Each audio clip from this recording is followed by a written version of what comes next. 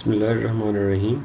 Dear students, in the paper of classical poetry, today we are going to take up classical poet Milton's Paradise Lost, specifically his work on Book 9. Paradise Lost Book 9 is of course a work of a classical era.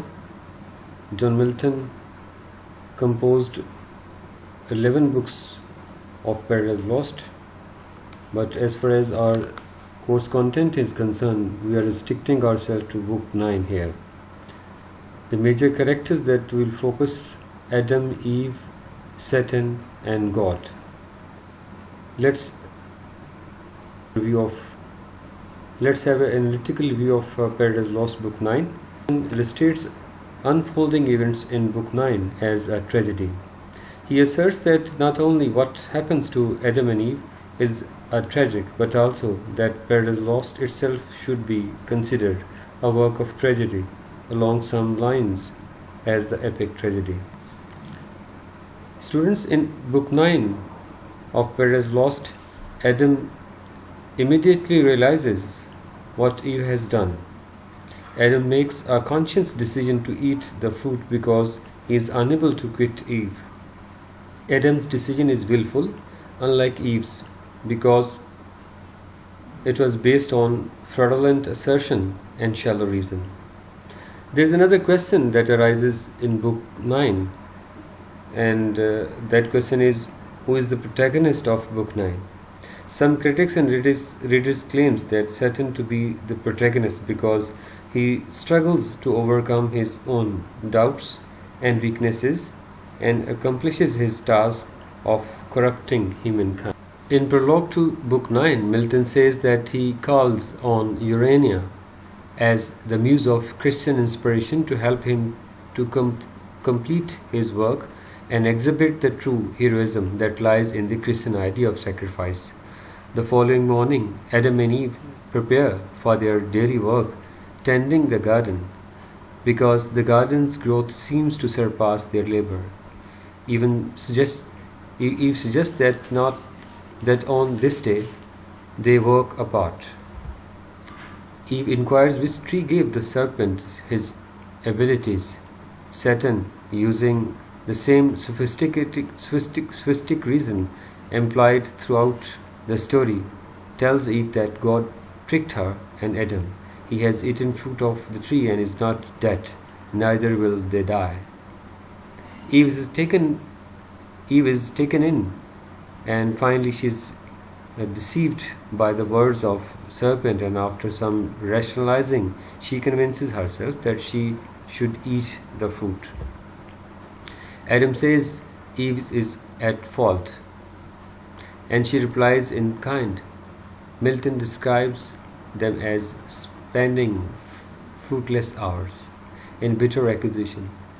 Each is willing to blame the other, but neither is willing to accept responsibility. Adam is a noble hero, but as Milton registers in his prologue that he is not a hero like Achilles, Aeneas, and Odysseus.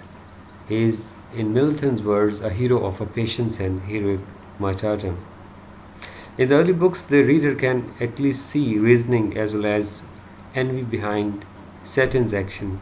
But here in Book 9, Satan has become the delusional psychopath who believes in his own life. Eve is pure, simple innocence, the serpent unfathomable complex evil.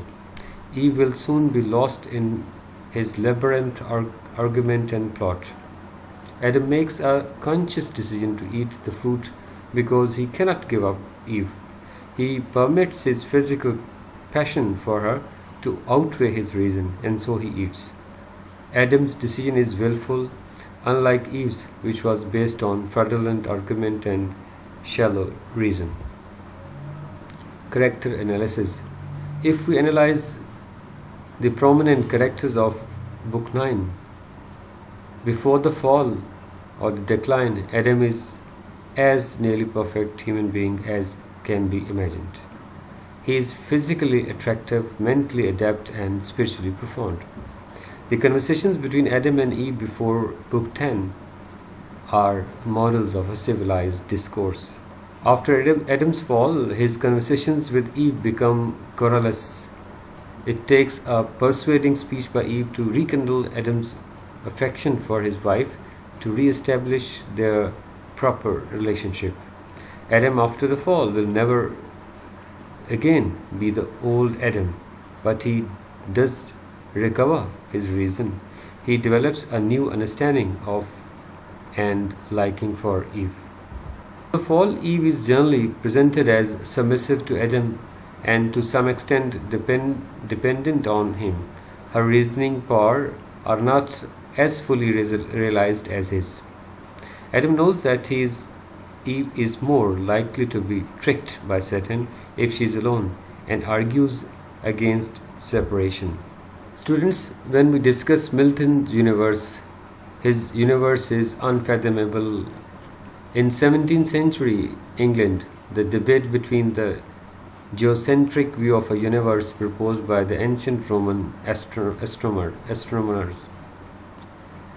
To grasp significance of this view of the universe, one must examine each part separately and compare the fictional theological construct with the scientific knowledge of Milton's day. Analyze various themes that we can perceive in Book 9, Milton's Paradise Lost. Milton wishes to show that the fall, death, and salvation are all acts of a just God. To comprehend the theme of Paradise Lost, readers need to understand the ideas of justice that lies behind the action. Disobedience justified the ways of God to men. The general reasoning is God created man after the rebellion of Satan. God blesses man with a free will, but at the same time, God being God knows what man will do because of free will. Milton's grand style.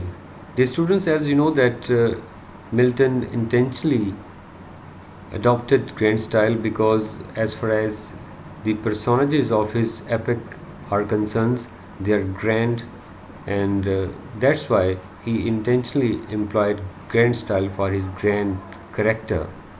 The first aspect of a grand style that most readers notice is the number of allusions and references.